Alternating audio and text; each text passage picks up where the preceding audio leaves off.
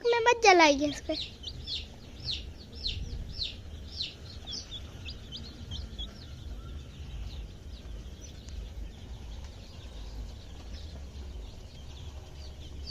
इसको ज्यादा रोशनी लग रहा है टॉर्च का।